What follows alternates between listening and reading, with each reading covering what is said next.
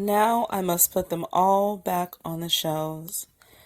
Next year, 2018, will be called the Blackout, where I read only African American books for 1 year. I am challenging myself to do so. Actually, it's really not a challenge. It's just something that I want to do.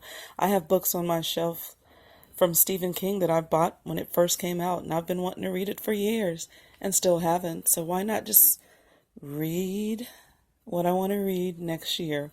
1 year. So if you have an African American book and you want to read it this year, read it. I'm taking the whole year next year to do so.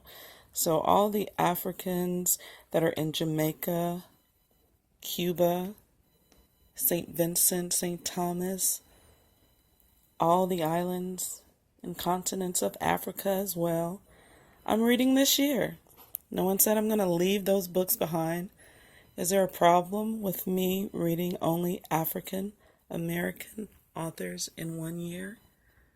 I've held on to some books for a lot longer and still haven't read them. Why not? It's just a challenge. It means I got to read Jonathan Odell this year. I love him as a writer. That's an African writer. I can't read that one next year, so I'm going to read it this year. I've already read Toni Morrison, Sula. I've read Gail Jones, but not The Healing, so I'll hold on to that for next year. And April Sinclair, Raisin in the Sun. Yes.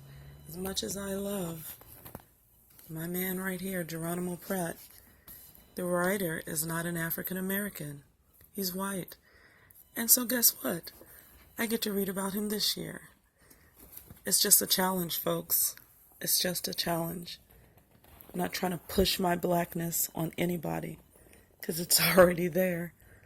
This is just books and my African American writers who I love, love, love, love, and continuing my independent writer series. Love that book. And so next year, I'll read that one from him. I can't read her next year. She's not African American. She might be African American now, I don't know. But next year, all African Americans, just like the questioning of my president. Are you kidding me? Are you kidding me? Seriously.